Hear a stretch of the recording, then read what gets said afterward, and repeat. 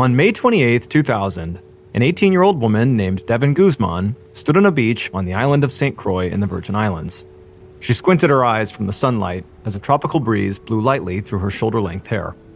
Standing facing her was her girlfriend, Michelle Hetzel, who was also 18 and who was holding a pair of gold and diamond rings in her hand. Devin almost began to tear up as Michelle slipped one of the rings onto her ring finger, and then Devin reached out and did the same, placing the other ring on Michelle's ring finger. Then the young women held hands and recited vows to each other. Now, there was no priest or marriage officiant present, but for Devin, it didn't matter. She was spiritually and emotionally pledging to spend the rest of her life with Michelle. And in this moment, she couldn't imagine she could ever be happier. Their private little makeshift wedding ceremony during their Memorial Day weekend vacation almost felt like a fantasy. St. Croix was hundreds of miles away from Northampton County in Pennsylvania, where Michelle and Devin both lived. Michelle lived in a city called Easton, and Devin lived nearby in Forks Township. But life had been full of exciting changes recently for Devin. In the last 4 months, she'd moved out of her mom's house, gotten her own car, and started a full-time job as a cleaning technician for a company that repaired and restored property damage. And now, getting married to the woman she loved on a beach in the Caribbean felt like a romantic and fitting way to end a whirlwind couple of months. Now, Devin took Michelle's hand, and the two walked through the warm sand to a tourist trap bar to celebrate with some cold drinks. However, after they got a table and the afterglow of exchanging vows began to fade along with the late afternoon sun, reality began to set in for Devin. Getting married to Michelle in a tropical paradise was one thing, but dealing with the repercussions back home from this marriage was going to be something else entirely. It wasn't homophobia that she was worried about. In 2000, there was still some social stigma associated with being a member of the LGBTQ community, but Devin was confident and outspoken, and so this didn't bother her. What Devin was worried about, though, was the very complicated romantic situation that was waiting for her back home. Because despite the fact that Devin had just gotten, spiritually married to Michelle here on this beach, she was actually already living with her other girlfriend, whose name was Carrie Renner. And that wasn't all. Her other girlfriend, Carrie, was actually also married to someone else, a man. Although Carrie and her husband had actually been separated since he had left for the army to go to basic training.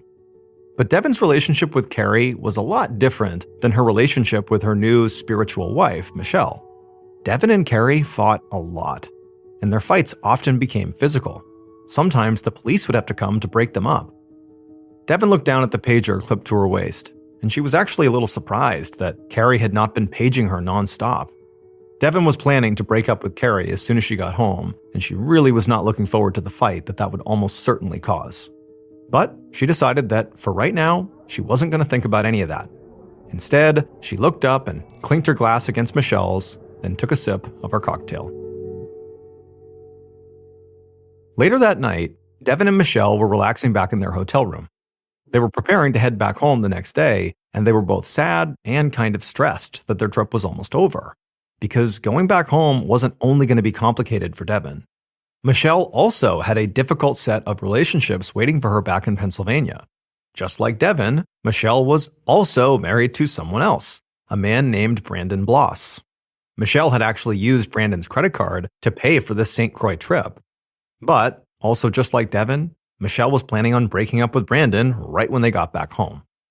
However, Devin and Michelle had come up with a plan to make their transition into their new life of spiritual marriage together easier. And now, sitting on the hotel bed together, Devin put this plan into action. She picked up the hotel phone and called her father, Rick Guzman, who lived near her in Pennsylvania. When her dad answered, Devin told him about how she and Michelle had just gotten, spiritually married and that she was planning to break up with Carrie. And then she asked if she and Michelle could come move in with him for a bit. Rick immediately said yes, and Devin knew just from the sound of his voice that he was actually thrilled with her news, because he knew all too well that her relationship with Carrie was sort of a nightmare. So Devin thanked her dad and said she loved him very much and hung up. Then she and Michelle went to sleep feeling happy.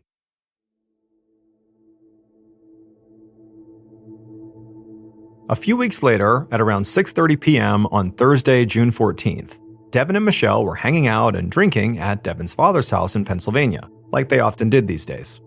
However, Devin and Michelle were not actually living there yet, like they had planned to do way back in St. Croix. And this was because neither of them had actually broken up with their other partners yet, or had even told them about their spiritual wedding with each other. I mean, basically, they had kept everybody in the dark. And as this night wore on, and Devin and Michelle drank more and more, this fact started to become a point of contention between them, and they started to bicker.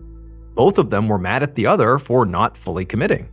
And so a little after 9 p.m., Devin and Michelle each left the house feeling really mad, and they got into their own cars and they drove off to their own homes. A few minutes later, Devin stumbled drunkenly up the stairs and towards the door of the apartment that she still shared with Carrie that was right above a bar in Forks Township. She paused before she walked in. She was dreading the confrontation she knew was waiting for her inside. Devin looked down at the palm of her hand, at a cut that had not quite finished healing yet. Only weeks earlier, after she had come home from St. Croix, she had tried to tell Carrie she did want to break up, but before she could say very much, Carrie had threatened to kill herself with a knife. And then when Devin had tried to wrestle that knife out of her hands, Devin had gotten this big cut on her hand, which required a trip to the emergency room. And so eventually, Devin took a deep breath, then reached down and turned the doorknob and walked inside. As expected, Carrie was waiting, and she was very upset. Devin couldn't hide the fact that clearly she had been out drinking, and also she couldn't hide who she had been out drinking with. And so naturally they began to argue, and for the first time, Devin told Carrie that she and Michelle had exchanged wedding rings during their trip to St. Croix, and this made Carrie fly into a rage. And so she hit Devin, and Devin hit her right back. And then before it could turn into a full-blown physical altercation, Devin's pager suddenly went off. She picked it up and saw that Michelle had actually been paging her nonstop. She just hadn't noticed. And so quickly, she just walked away from Carrie and went into another room to call Michelle. And then a few minutes later, she just came back into the living room where Carrie was still standing there fuming. And Devin told Carrie that, hey, Michelle's not feeling well, and so I'm going to go over to her house and check on her. And Carrie was sort of caught off guard and just said, well, I'm going with you. And Devin, not wanting to argue anymore or have this escalate any further, told Carrie that fine, she could come as long as she stayed in the car the whole time. So at around 10:30 p.m., Devin pulled her car up to Michelle's house in Easton with Carrie sitting in the passenger seat. Devin reminded Carrie to remain where she was, and then Devin got out of the car and walked up to the front door. Devin knocked, and Michelle's husband, Brandon, answered. And unsurprisingly, he said he would not let Devin inside. However, the reason he gave was because his wife, Michelle, was upset that Devin had come here with Carrie. And so he told Devin that if you want to come inside, you first have to bring Carrie home. And so Devin just turned around, walked back to her car, got inside, and informed Carrie that she was going to have to drive her back home and that she really didn't want to fight about it. And surprisingly, Carrie just sort of agreed because she didn't want to fight either. And at around 11:30 p.m., Devin dropped her off back at the Forks Township apartment. Devin did go into the apartment with Carrie for a little while, but then at about 12:15 a.m., she went back outside and left to return to Michelle's place.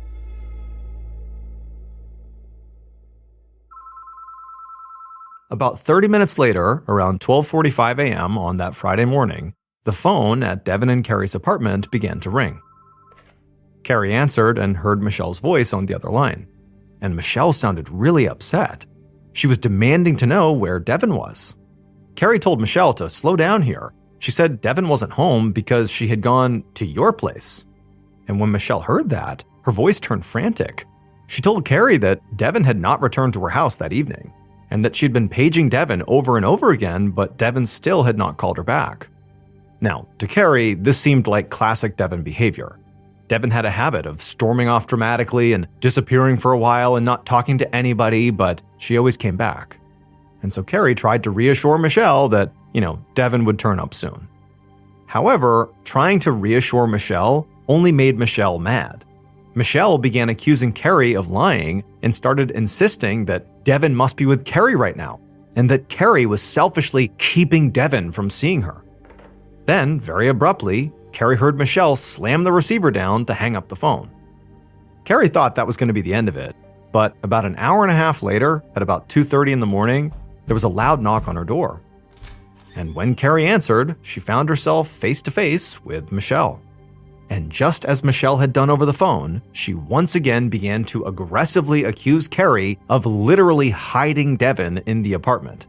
But Carrie told Michelle she had nothing to hide.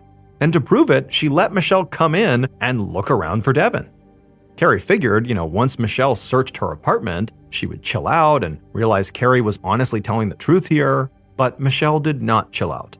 Instead, after searching the apartment and not finding Devin, Michelle took out her phone and called 911.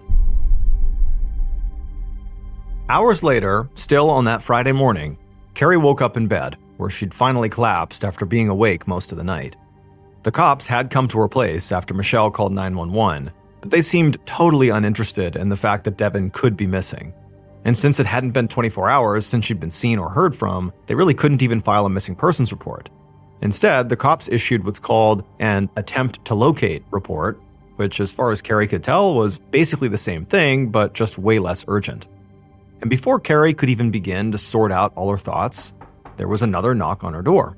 And so Carrie got up and she opened it up, and once again, there was Michelle. And she looked like she literally hadn't slept.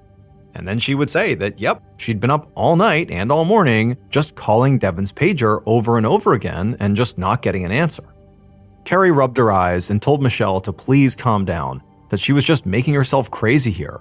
But Michelle ignored her and suggested they should both drive around together and see if they could literally just go find Devin, since it was obvious the cops were not going to be much help here. Carrie did not really want to go drive around with Michelle, but she figured, at the very least, it would get Michelle out of her apartment. So Carrie got dressed and got into Michelle's car, and the two of them drove around town, scouting all the usual places they would go to with Devin. But realistically, Carrie was barely paying attention. She thought the whole thing was a big waste of time and that Devin was sure to turn up soon on her own. That is, until around 1 p.m., when they arrived at a place called Canal Park, which was this gravel parking lot in Easton right next to a river. Because as they pulled into the lot, Carrie saw Devin's car, a silver Pontiac Sunfire with a rainbow sticker on the bumper. And so as soon as Michelle came to a stop, Carrie jumped out of the car and ran over to Devin's car and tried to open the door, but it was locked. She banged on the window in frustration and tried to look inside, but the windows were too tinted so she couldn't see anything. But then she remembered she actually had a spare key in her pocket. So she pulled it out, unlocked the door, opened it up, and when she did, she screamed.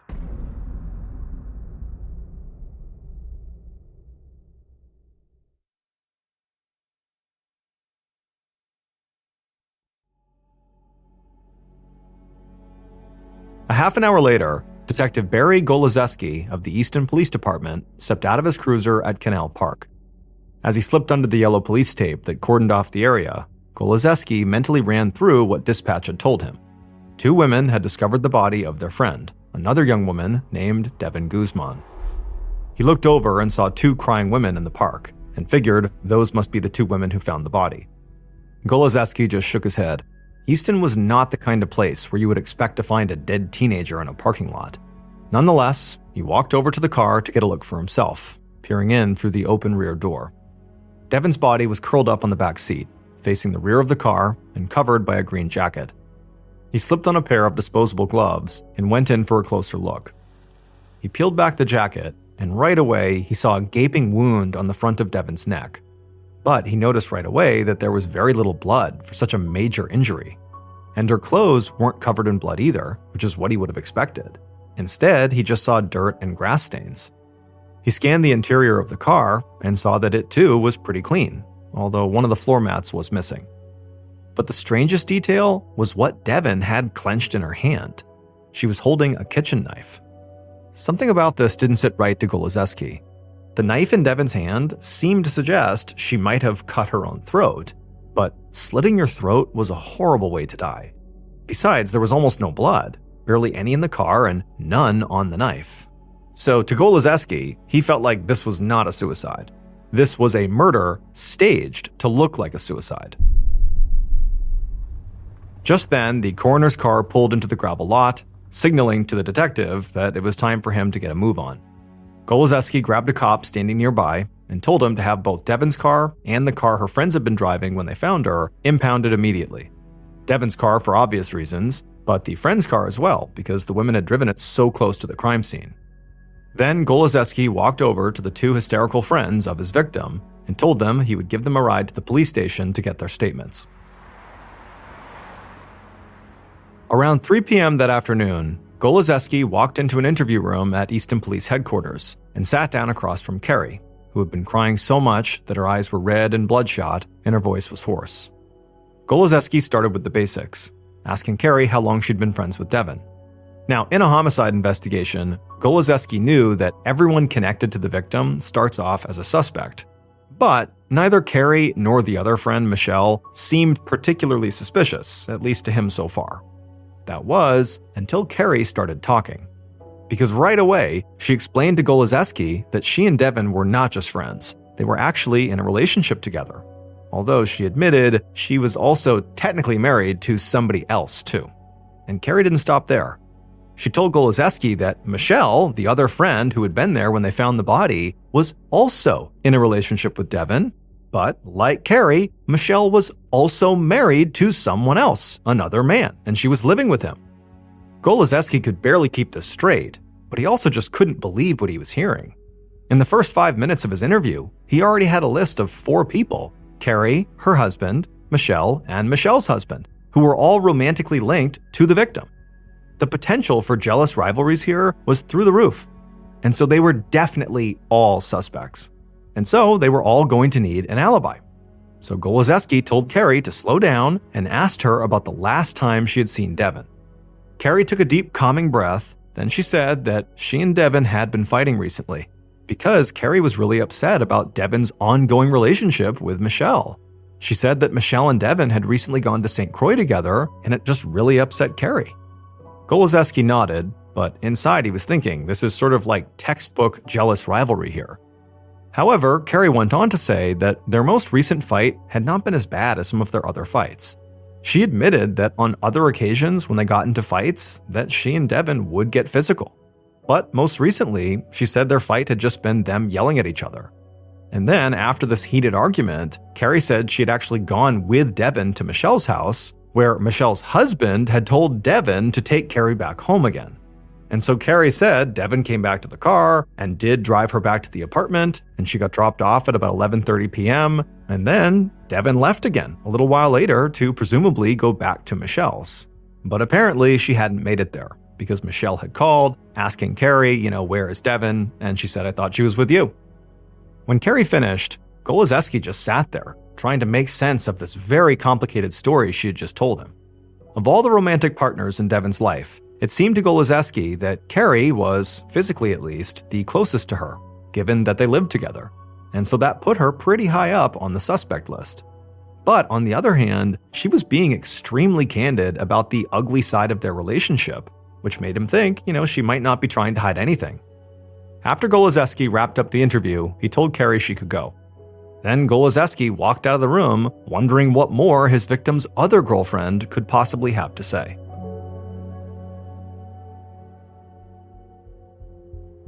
But when Goloszewski sat down to speak with Michelle, Devin's other girlfriend, the other friend who found the body, he immediately sensed that this was going to be a very different kind of interview. Carrie had been almost shockingly honest, but Michelle seemed far less interested in talking much at all about her personal life. She downplayed her relationship with Devin, saying that while they had been romantically involved in high school, they were just friends now. So typically, a person lying about their romantic affiliation with a murder victim was a huge red flag for Goloszewski. But this case was a bit different. In the year 2000, being gay or bisexual was not as widely accepted as it is today. And so it was actually more surprising to Goloszewski that Carrie had been so open about it than it was that Michelle was sort of trying to downplay it. And so he didn't press Michelle too hard on her romantic relationship with Devin. And besides, Michelle seemed to have a lot to say about Carrie. Michelle told Goloszewski that when Devin did not return to her house after dropping off Carrie on the night she disappeared, Michelle called Carrie to find out where Devin was. But Carrie had sounded totally unconcerned. And then, when Michelle had literally gone to Carrie's house to look for Devin, she said the only reaction Carrie had about the whole situation was just irritation. Michelle said she had been the one to insist on calling 911, like we don't know where Devin is, we have to do something. But then when the police showed up, they didn't really take it seriously, which was upsetting, But what was even more upsetting was apparently Carrie's reaction to all this.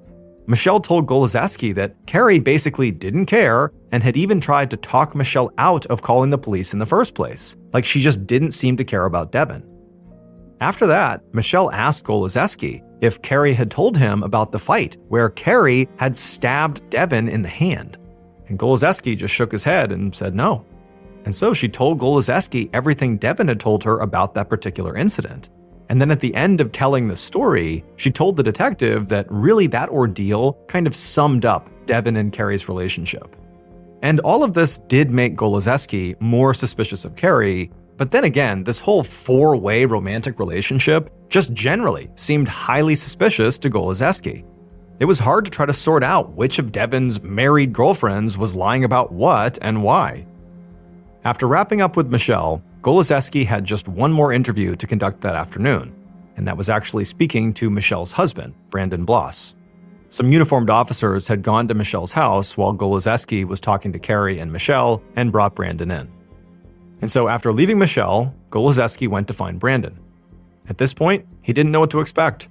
And for a second, when he entered the final interview room, he got excited, because Brandon was sitting there sweating profusely and looking incredibly uncomfortable. And Goloszewski's first thought was that, boy, he must be nervous. But then, Goloszewski took in what Brandon was actually wearing, which was a long-sleeve shirt and jeans in the middle of summer, inside of a tiny interview room with no windows and weak air conditioning. And so quickly, his excitement disappeared. Brandon was not nervous, he was just hot. The whole interview with Brandon turned out to be pretty unhelpful. He seemed to have no idea that his wife was romantically involved with Devin, and he also didn't know about their trip to St. Croix. In fact, he said that Michelle had told him that she'd gone on a business trip to San Francisco, not to a tropical island on vacation with Devin. Now, it was possible that Brandon could be pretending not to know anything about his wife's relationship with Devin, but given how tight-lipped Michelle herself had been with the detective, Goloszewski was inclined to think that Brandon might really be in the dark here. Eventually, Goloszewski told Brandon he could go home, and once he was gone, the detective just sat by himself in the interview room, thinking over his entire suspect list.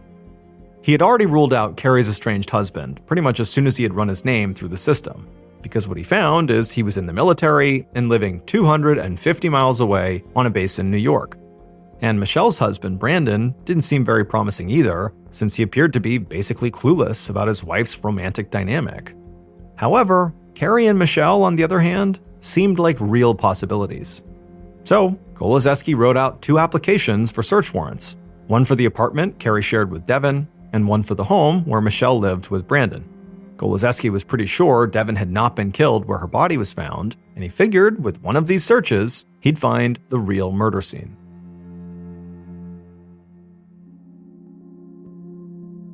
So far, the investigation had been moving extremely fast, and to Goloszewski's delight, he was able to get both warrants granted right away, so the momentum continued. Late on the same night that Devin's body had been found, 2 teams of crime scene technicians descended on the 2 properties and began searching for evidence. Goloszewski went first to the home where Devin had lived with Carrie. And the first thing he noticed was the place was in shambles. Furniture was overturned and strewn about like a very intense fight had taken place there. In the bathroom, a few members of the forensics team had found what appeared to be a car's floor mat in the shower, just like the floor mat that was missing from Devin's car. And so the running theory became amongst the people on the scene that the mat was there because clearly it was being washed, and probably recently.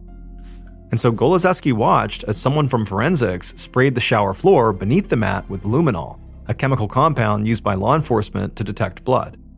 And immediately, the area that was sprayed began to glow blue, suggesting that there was indeed the presence of blood either on that floor mat or in the shower. Now, the luminol test was not 100% accurate, but at this point, for Goloszewski, it was good enough. And so as he stood there looking at the glowing bathroom floor, he realized he might very well be standing in the home of his killer. By the time Goloszewski made it over to Michelle and Brandon's house to check on how the search was going over there, it was past midnight, so he was tired, but he was also feeling pretty good about the state of his case. And initially, when a crime scene tech began walking him through Michelle and Brandon's home, he felt even better. because there was no blood at all inside of Michelle and Brandon's house. There was no sign of a fight either.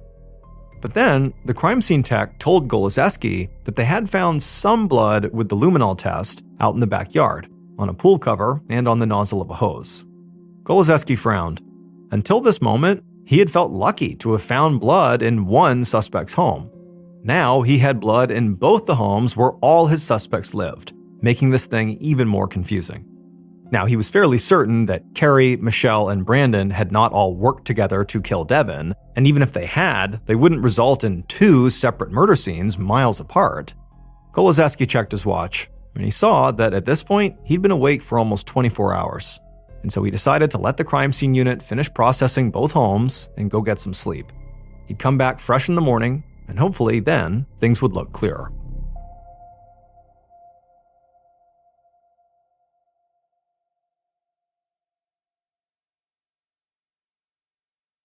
When Goloszewski walked into his office the next day on June 16th, so one full day after Devin Guzman's body had been found, he found her autopsy report waiting for him on his desk, and it was gruesome. The wound to Devin's throat was a 4-inch long cut that went almost all the way to her spine. The cut had severed her tongue and also sliced in half both her right carotid artery and also her right jugular vein. When the coroner originally pulled her body from the car, they thought for a moment that her head had actually been completely cut off. Devin had lost almost all the blood in her body before she was placed in the car. So Goloszewski had been right, that she had been killed somewhere else, like Carrie's shower or maybe Michelle's backyard. But as he continued reading, he realized he had been wrong about something else. The coroner had put Devin's time of death somewhere between midnight and 3 a.m. Until this moment, Goloszewski still thought that Carrie was his best suspect. But now he thought of something. Carrie didn't have a car. To kill Devin and leave her at Canal Park, Carrie would have had to walk 8 miles back to her apartment, which would have taken at least 3 hours. And so obviously she had not done that because she had been at home when Michelle showed up looking for Devin at 2:30 a.m. And so suddenly, Michelle was looking a lot better as Goloszewski's killer. And that's when Goloszewski's desk phone rang. An officer on the other line told the detective that he had the strange caller on hold, and that this guy was saying really weird stuff about the Devin Guzman case. The officer said he would patch him through. Goloszewski dropped the stack of papers on his desk and picked up a pen just in time to hear the voice of a man who introduced himself as George Vine Jr. The man said he was a friend of Devin and Michelle, and a few months ago, Michelle had offered him sex or money to, quote, get rid of Devin. Now, at the time, he said he just laughed it off because he knew how volatile Devin and Michelle's relationship could be, and he figured this was just more of that. But now that Devin was dead, he wasn't so sure. And now, neither was Goloszewski. And so Goloszewski now had a whole new theory for this case, with Michelle, not Carrie, at the center. But almost immediately, he started running into new problems. George Vine Jr.'s story sounded like a slam dunk, but when another detective went to take his statement, he found that it was actually months old and pretty vague, and that Vine had no corroborating evidence. And as Goloszewski and his team began the painstaking process of conducting interviews with every family member, friend, and neighbor of Devin's they could find, more cracks formed in the Michelle theory. 2 separate sets of interviews threw Goloszewski off. The first set was with Michelle and Brandon's neighbors. They told police that Michelle and Brandon fought with each other constantly, and that, contrary to what Brandon had told Goloszewski, he did know about Michelle and Devin's relationship, and he wasn't happy about it. And one of these 2 neighbors had actually heard Brandon arguing with Devin on the same night Devin was killed. And so this made Goloszewski think that he should be looking more closely at Brandon. However, the second set of interviews muddied the waters even further and pointed him right back at Carrie. Because her neighbors said that on the night of the murder, they heard fighting too.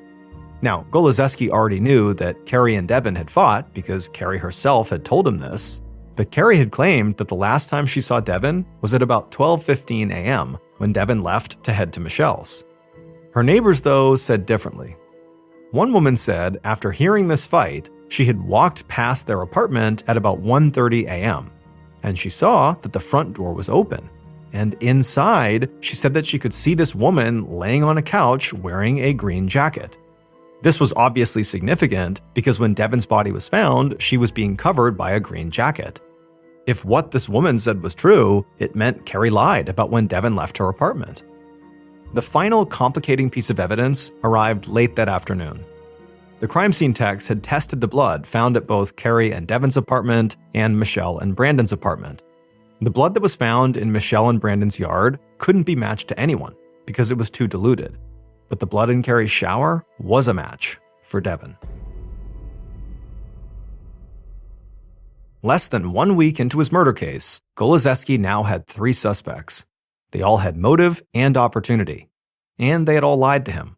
And Goloszewski had witness statements and physical evidence that made all of them look guilty. But Goloszewski knew they didn't all murder Devon, and he was stumped as to how to figure out which one did. Devon's funeral was held on June 21st, 6 days after her murder. 400 people attended her funeral. And right around that day, Goloszewski and his team sat down with all their files and went back to square one. They went through every interview, every piece of physical evidence, every observation that any of them had made during their investigation so far, and as they did this, they ended up stumbling upon this sort of unusual plan that they believed would point them to their killer. On June 28th, about a week and a half after Devon Guzman was killed, Detective Goloszewski sat in an unmarked police car parked on the side of a street. It was a Wednesday, which was important, because Wednesday was trash day, and Goloszewski was waiting for one of his suspects to leave their home and bring their trash to the curb, because their trash was not just trash. In Goloszewski's eyes, it was evidence. And in the state of Pennsylvania, once someone puts their trash out on the curb for collection, the trash is no longer considered private, and so the cops don't need a search warrant to go sifting through it. This kind of curbside search is called a trash pull. So now, Goloszewski was betting on bags of trash to close this case. Eventually, his suspect emerged carrying their trash, they put it on the side of the road, and Goloszewski waited until they were back inside their home. Then he climbed out of his car, grabbed the trash, put it in his trunk, and drove to the police station. Once inside headquarters, Goloszewski brought the trash bags into an evidence room, ripped them open, and dumped their contents out on a table. And then he began the very dirty work of sorting through all the smelly junk, the rotting food, the discarded receipts, the coffee grinds, the wet paper towels, and balled up clumps of newspaper. But then, right as he reached the end of the bag, he found something. This discovery would trigger the police to exhume Devon's body and look inside of her mouth. And once they did this, they had their killer.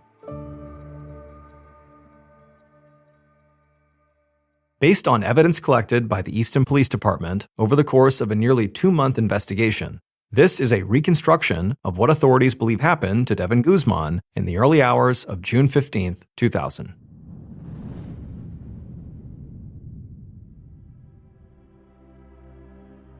Devon Guzman had actually left her killer's home, but she eventually came back.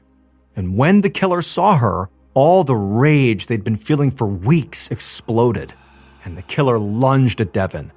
But Devon fought back, and for a brief moment, Devon escaped their killer and began to walk away, but the killer took the moment that Devon's back was turned to come up behind her with a knife, and they reached around and they viciously slit her throat. Then, after Devon had bled to death, the killer dragged Devon's body to Devon's own car. She put her body in the back seat, along with a decoy knife in her hand, and then the killer drove the car all the way to Canal Park and left it there. Now, the killer might have gotten away with it, except for the bite mark. They didn't even realize Devon had left during the fight. And the reason they didn't realize it is because Devon did not bite the killer. She bit the killer's accomplice. And the accomplice, not really realizing how significant that bite mark was, had just dressed the wound as if it was just any other wound. They'd put gauze and bandages over the bite mark. And unfortunately for them, but fortunately for law enforcement, those bandages, when they were discarded in their trash, well, police were able to actually see the bite mark on the bandage. It retained the bite mark and gave away that's what it had been dressed over. Now, Goloszewski might have noticed the bite mark on the accomplice's arm when he interviewed them, except the accomplice was wearing long sleeves in the middle of the summer. The killer was Michelle, and her accomplice was her husband, Brandon. The blood identified in Carrie's bathroom was indeed Devon's, but it did not come from her murder. She had simply bled in the shower, naturally, just close to the time that she was killed. The car mat turned out to not have any blood on it at all. Instead, it was stained with pickled beet juice, which Devin or Carrie had coincidentally tried to wash off in the shower. Devin's body was covered in dirt and grass stains because she was likely killed outside, in the backyard of Michelle and Brandon's home. As for the eyewitness who saw Devin on the couch at Carrie's house on the night of the murder, they were simply mistaken about the time. Both Michelle and Brandon were arrested in August of 2000. They each blamed the other for the actual killing, although prosecutors presented evidence that suggests Michelle had been wielding the knife. On October 5, 2001, both Michelle and Brandon were convicted of first-degree murder and sentenced to life in prison without parole. They later divorced. As for Carrie, she was completely exonerated and actually wound up reuniting with her estranged husband. On the evening of January 13, 2002, a 42-year-old man named Ronald Huff walked in the door of his studio apartment in the city of Newark, Delaware. He had just come back from visiting his grandmother, and now he was feeling really sick. Inside of his apartment, it was blazing hot, but that was by design. That's how he kept the temperature. Ronald took off his coat and threw it over one of the many handmade wooden cages that were strewn about his living room. Then he dragged himself over to his house phone, picked it up, and he called the auto dealership where he worked. When the office manager answered, Ronald told her that he would not be able to come into work the following day because he was feeling so unwell. He hung up the phone and then leaned on the counter for a second, feeling lightheaded. Then suddenly, from behind him, he heard a hiss. Right away, Ronald turned around and walked over to his fridge, and instinctively, he reached out his right hand to open the door. But as soon as he grabbed the handle and squeezed, he felt a shot of pain in his right hand. He had forgotten that his right hand was all bandaged up because it was injured. And so grimacing, Ronald reached out with his left hand, and he opened up the fridge that way. Then, after shutting the fridge, he walked over to the kitchen counter, and he reached into a jar, and he pulled out a whole fistful of live cockroaches. They were about 2 inches long each, and they wriggled around inside of his hand.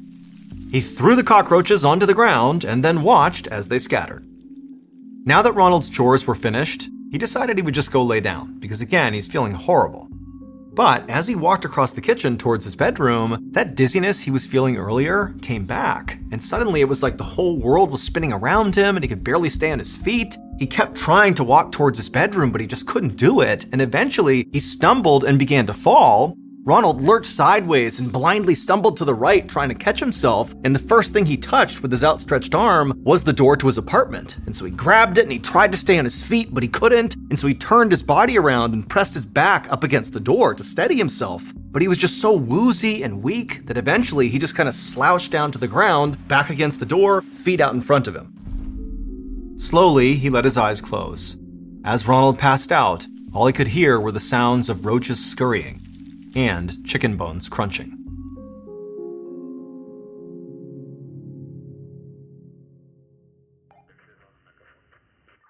Three days later, Ronald's neighbor heard the crackle of police walkie-talkies out in the hallway.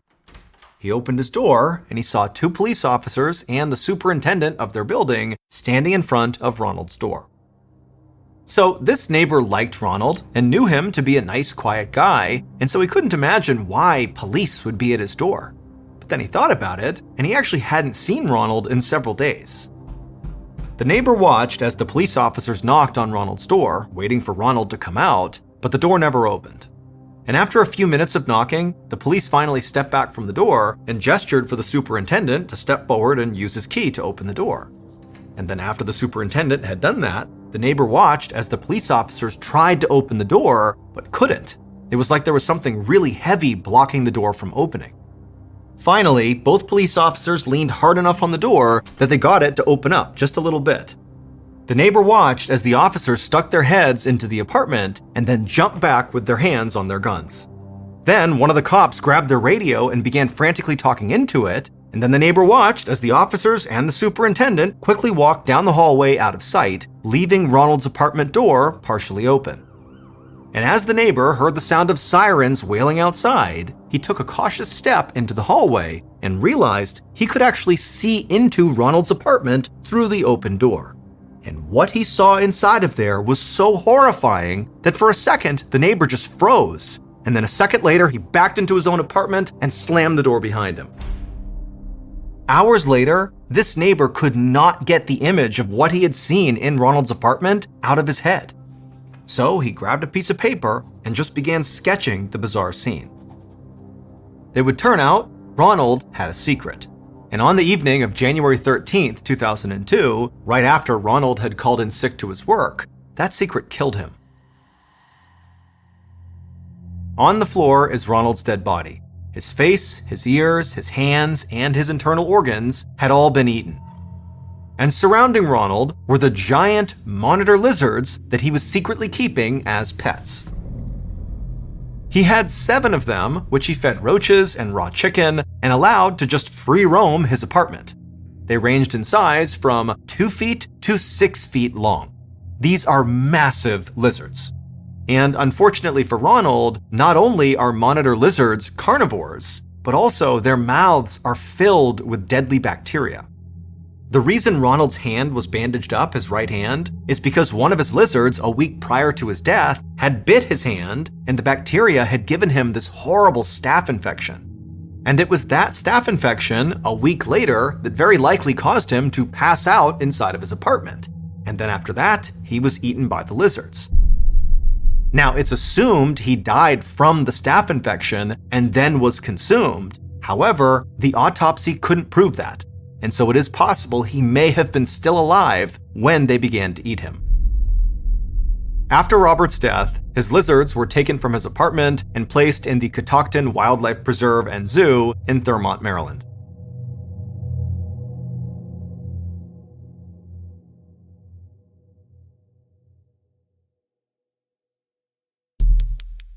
Our next story is called Modern Day Dinosaurs.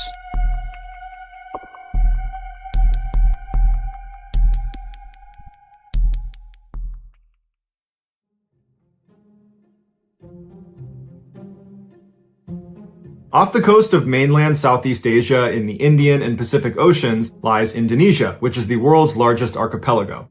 It's made up of 17,508 individual islands that if you were measuring from the westernmost point on the westernmost island to the easternmost point on the easternmost island, it would be 5,000 kilometers right across the equator. So it spans 1/8 of the world's circumference. Many of these islands are tiny, uninhabited, and unremarkable. At first glance, you might think that about one particular island that's located 2,500 kilometers north of Australia. And I would tell you the name of this island, but if I did, I would be giving away the island's secret. Living on this island are 2,000 people who are direct descendants of former convicts who were exiled to this island. And they share this island with a particular predator that is endemic to this island, who is a direct descendant of flesh-eating dinosaurs. It can grow up to 10 feet long and weigh up to 350 pounds, and its taste buds are so immaculately developed, it can taste blood in the air up to 9 kilometers away. These creatures are so good at smelling blood and death that anytime there is a burial on this island, they have to put big boulders over the gravesite. Otherwise, these creatures will come running out of the jungle and dig up the freshly deceased and eat them. This creature's bite is savage, and they certainly have the ability to rip a person in two, and in the past they have, but they don't typically bite to kill. They bite to create a massive flesh wound so they can inject venom into the wound site. This allows them to not expend a ton of energy waiting for their prey to die so they can eat it. They basically bite you, poison you, leave, come back within 24 hours, and then they eat you. These creatures are strict carnivores and have a voracious appetite where they will eat up to 80% of their own body weight in a single day. They've been known to bite goats and eat them whole by opening up their mouth and ramming the body of the goat into a tree to force it down their throats. But when goats and sheep and buffalo are not enough to feed their appetite, they start eating each other. In fact, cannibalism is so common that their young will hide in the trees for the first 4 years of their life, hiding from their own parents. Because if they're spotted by an adult, they'll be eaten. On top of all this, they can climb, run, and swim faster than a human can. These apex predators are called Komodo dragons, and they live on this one island in Indonesia called Komodo Island. In 2009, a 31-year-old fisherman named Mohammed Anwar, who had grown up on Komodo Island and was living there at the time, decided he wanted some fruit. He normally would just eat the apples that were right outside of his house, but he had always been tantalized by the sugar apple trees that were inside of the fenced-off section of Komodo Island, the so-called forbidden section. This section was, of course, teeming with Komodo dragons, and so as a result, the locals basically fenced it off and said, we don't go over there, they don't come over here.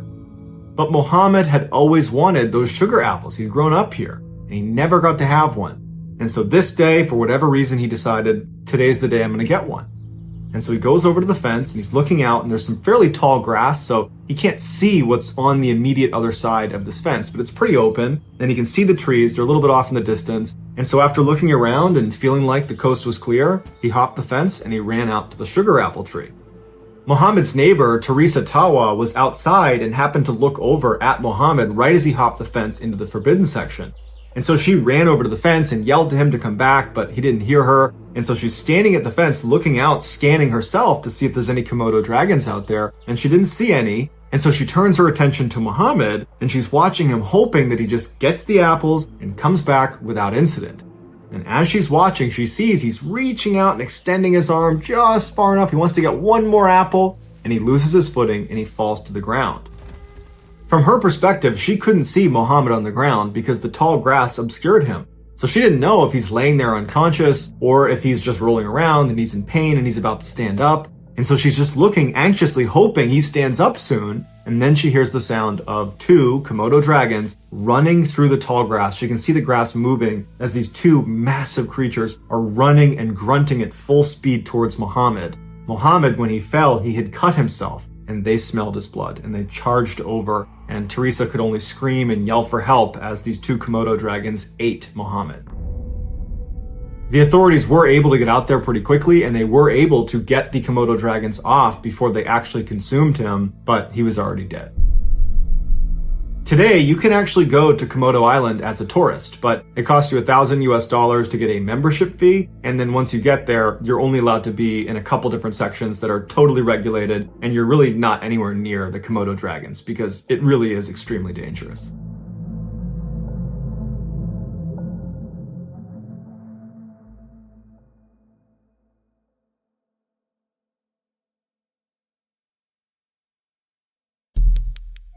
The next and final story of today's episode is called Cat and Mouse.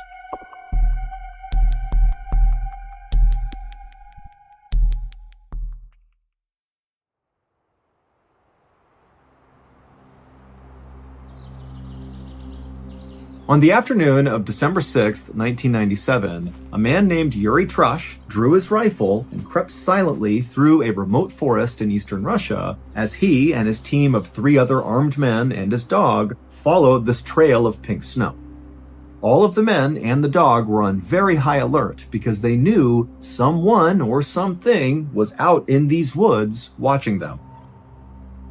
After walking for a while, Yuri and his crew spotted a small cabin up ahead in this clearing. This cabin, they knew, belonged to a guy named Vladimir Markov, who was a hunter who had gone missing recently, and that was actually why Yuri and his crew were out here. They were searching for Vladimir. But as Yuri and his crew got closer to this cabin, Yuri couldn't help but feel really terrified. Yuri was a 47-year-old big-time weightlifter and ex-military guy who was also a seasoned hunter. I mean, this is a tough, strong guy, but as he walked up on Vladimir's cabin, it was super obvious that something horrible and violent had happened here. All around the scene was pieces of broken furniture. There was a ceramic sink that was shattered outside and the pieces were everywhere. There was a bunch of beehive boxes that had been badly damaged. There was the shed that clearly had been ripped to pieces. And also all over the area outside of this cabin was blood. And this pink trail of snow, this blood trail they were following, led right up to the front door of this cabin, where there was also a big streak of blood on the front door. Now, even though Yuri was scared to go any further, he knew he was in charge and he had to go and look inside that cabin to see if maybe Vladimir was there. And so Yuri walked into the bloody clearing, he made his way up to the front door of the cabin, and with his crew right behind him on the porch, he used his rifle and pushed the door inward. Now at first, Yuri didn't see anything inside the cabin because his eyes hadn't adjusted and there were no windows, so no light was coming into the cabin. But after a second of Yuri kind of standing in the doorway with his rifle to make sure there was no threat inside the cabin, his eyes adjusted and he realized Vladimir was not in there, and in fact, the cabin looked abandoned. So Yuri stepped inside and he looked around, and immediately he noticed all the walls inside this cabin were covered in these deep gouges and scratches. And then he looked on the ground and he found more wrecked furniture and lots more blood.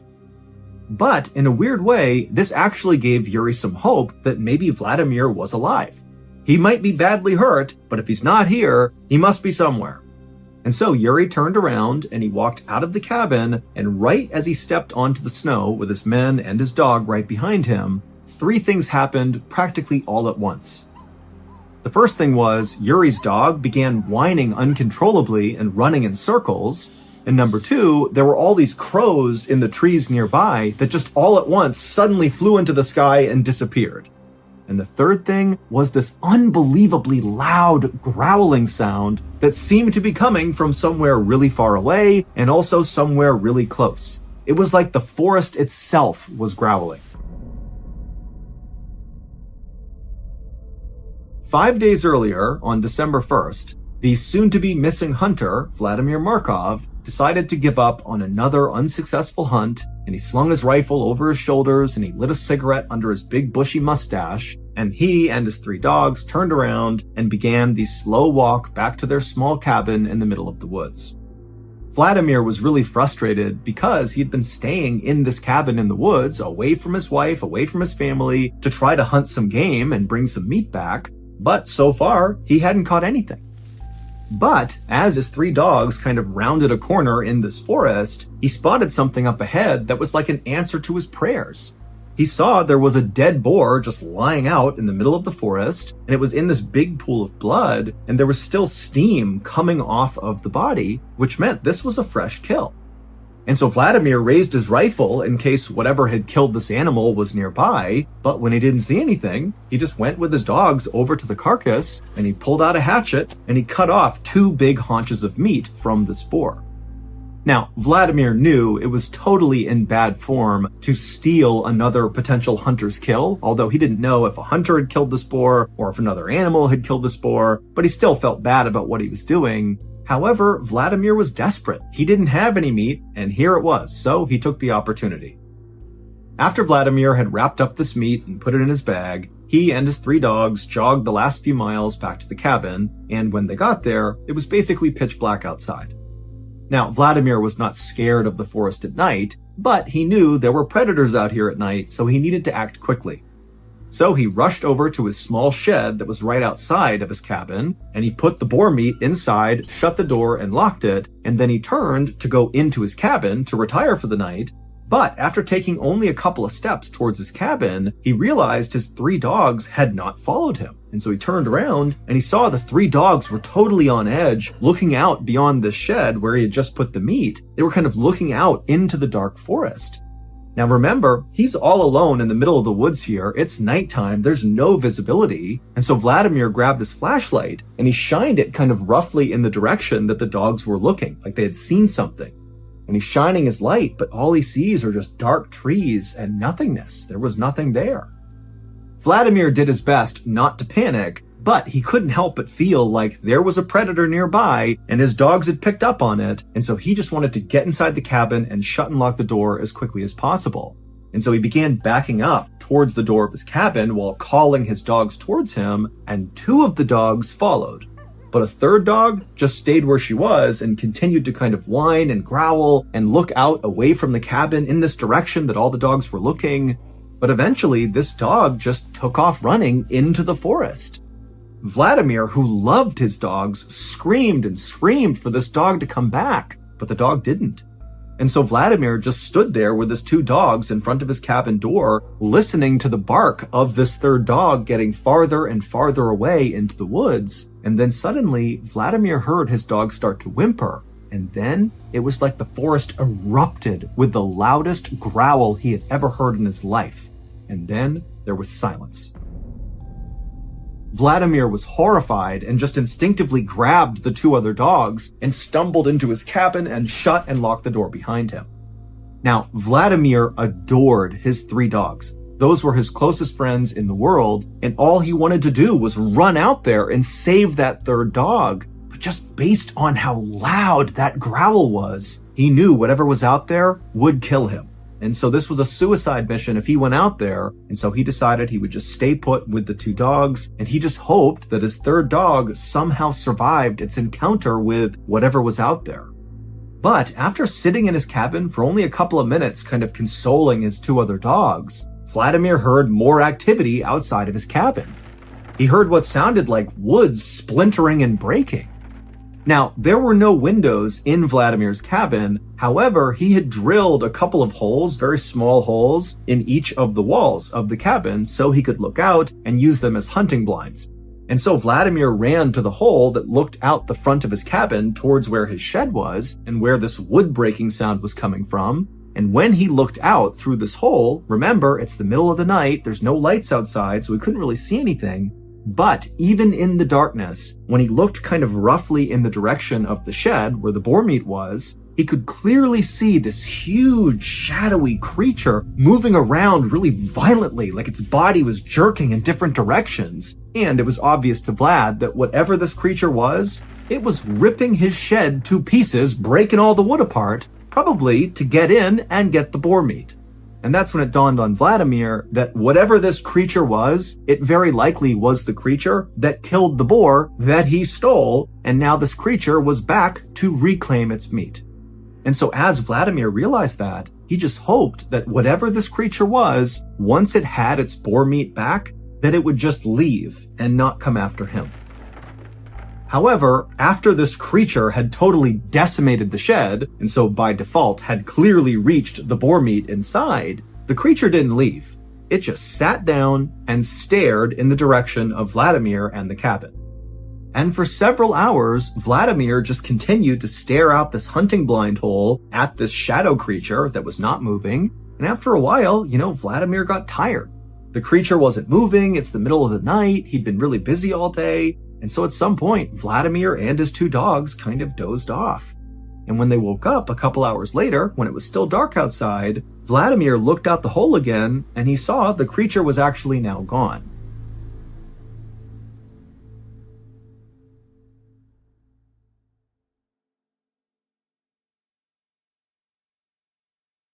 For a second, Vladimir was relieved. He's thinking, great, this thing's gone, I'm safe now.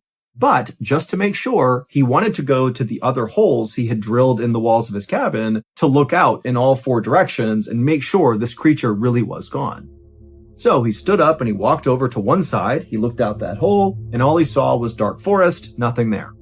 He walked to the other side of the cabin to another one of these holes, he looked out it, and again, just dark forest, no creature.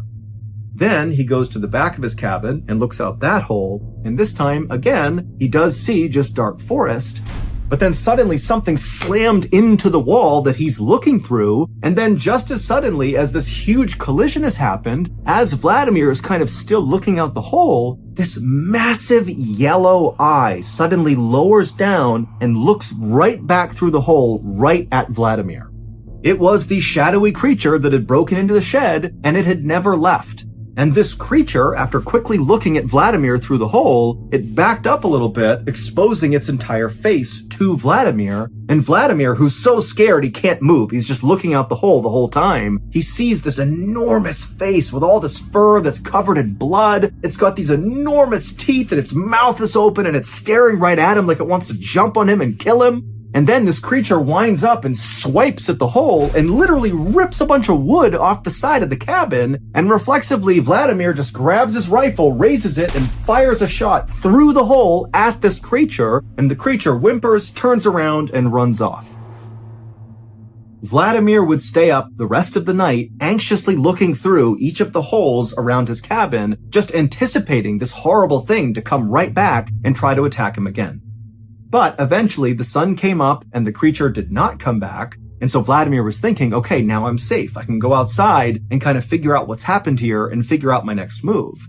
And so Vladimir grabbed his dogs. He went to his door. He opened it up. He stepped outside and looked around. He didn't see anything. As a precaution, he fired his rifle into the air to scare off any animals that could be nearby. And when clearly, the creature wasn't here, there's nothing here, he's all alone, he stepped down onto the snow and he noticed these huge prints in the snow, which had to be from this shadowy creature that had tried to attack him. But now that it was daylight, Vladimir can look at these prints up close, and he knew what kind of creature this was.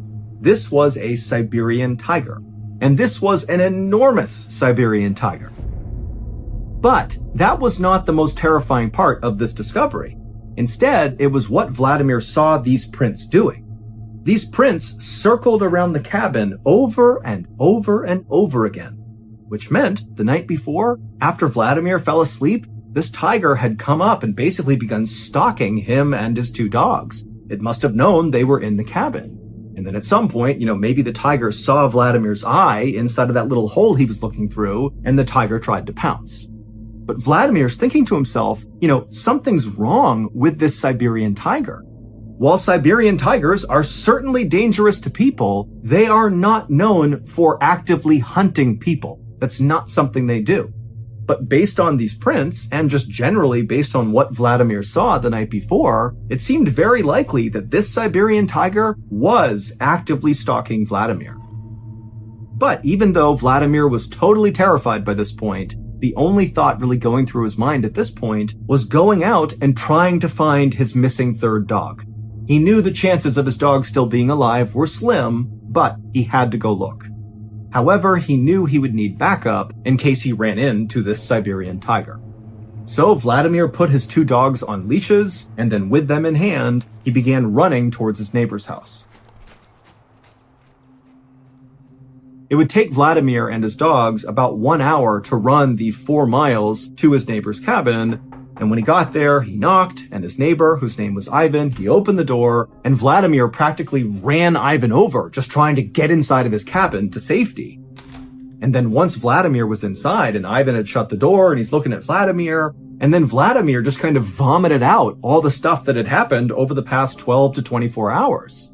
And at the end of telling Ivan the story, Vladimir asked him, "Would you please come with me to go find my dog?" And Ivan, he just stared at Vladimir and eventually just said, "No." And then, after a long, awkward silence, Ivan kind of backed up from Vladimir, like he didn't want to be near him. And then Ivan told Vladimir that Vladimir had been marked by the tiger, and now the only hope he had was getting as far as humanly possible away from this tiger, because that tiger is never going to stop, and it's going to eventually track you down and kill you. Vladimir felt totally let down, but he couldn't force Ivan to go with him, and so he said, "Okay, I understand." And then Vladimir left Ivan's cabin, he went back outside, and the instant he was back on the snow, one of his 2 dogs suddenly acted like they had heard something or seen something, and they took off running. Vladimir didn't have a chance to grab the dog's leash, and so he's watching as yet again one of his dogs is disappearing into the forest. Now, Vladimir did not chase after this second dog because he knew there was this Siberian tiger out there and he couldn't risk, running into it by himself. And so again, it totally pained him to watch his beloved dog vanish into danger, but he really couldn't do anything about it right then. And so instead, Vladimir spent the rest of this day going cabin to cabin all over this area, asking all his neighbors, please come with him to help him track down his dogs.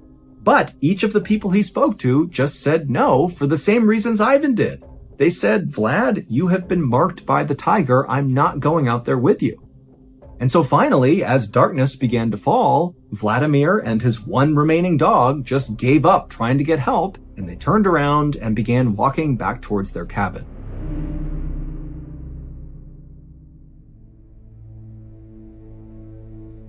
It was nearly pitch black by the time Vladimir and his dog arrived at the cabin, and when they got there, even though he could barely see anything, Vladimir knew something was terribly wrong.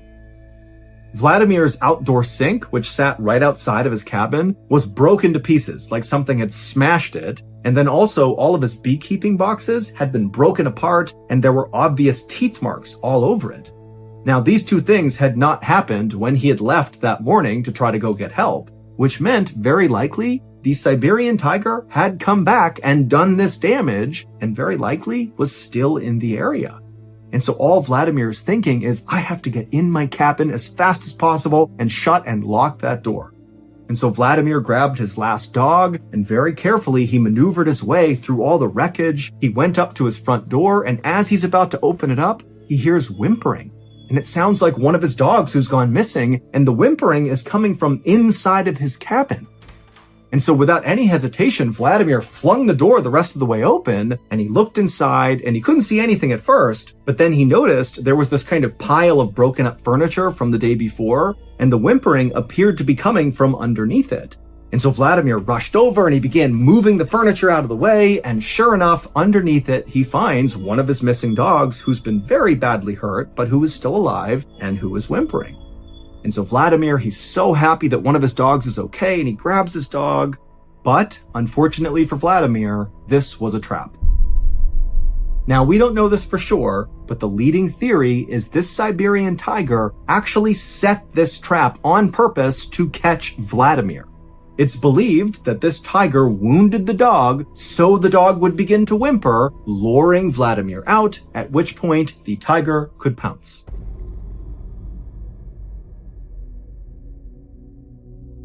Four days later, that armed search party led by Yuri arrived at Vladimir's cabin. They found it destroyed with blood everywhere. They went inside. There was nothing there. They came back outside. And that's when Yuri's dog began running in circles and the crows flew into the air and they heard that deafening roar like the whole forest was roaring. Well, that was the sound of the Siberian tiger. Luckily, though, Yuri was not just some rugged outdoorsman. He was actually a member of something called the Inspection Tiger Unit, which basically is like a SWAT team that responds to tiger attacks. And so when Yuri heard this unbelievable roar, he just started walking straight towards it. But with every step Yuri and his team took into the forest, the roars coming from this tiger faded farther and farther away from them. But at the same time, Yuri began to notice on the ground little scraps of clothing. And so Yuri and his team, instead of trying to follow this roar, they just began following these bits of clothing. And these scraps eventually led them to a big clearing in the forest, and in this clearing were these two big red circles in the snow. And so Yuri and his men carefully approached these circles, and when they realized what was in them, they just stood there in silence. In the center of the left circle was a heap of Vladimir's clothing, and then underneath them were just bits and pieces of Vladimir, like he was ripped apart into different pieces and kind of piled up in this circle. And in the other circle, the right circle, was Vladimir's head, and it had been completely skinned. And after seeing this, Yuri and many other people have come to the conclusion that this Siberian tiger attacked Vladimir just for revenge. That this tiger felt like, Vladimir was encroaching on its territory, it stole its boar kill, and then also Vladimir had shot the tiger, wounding it, which only incited the tiger more, and so finally the tiger laid a trap and caught Vladimir and ripped him to pieces and then displayed him for the search party to find. Yuri and his team would eventually find and kill this Siberian tiger. But by this point, the tiger had actually managed to kill at least one other hunter, and very much in the same way it killed Vladimir, by luring this hunter into a trap, and then pouncing and killing, and ripping the hunter to pieces, and then displaying them, basically warning other hunters not to come in here. And while the death of this tiger certainly made Yuri and other people living in this area feel more safe, at the same time, Yuri has been told by other locals that unfortunately now, because of his brush with this tiger, he has been marked by the tiger, just like Vladimir. And so, according to legend, at some point, unless Yuri goes far, far away, he's going to be tracked down and killed by a tiger.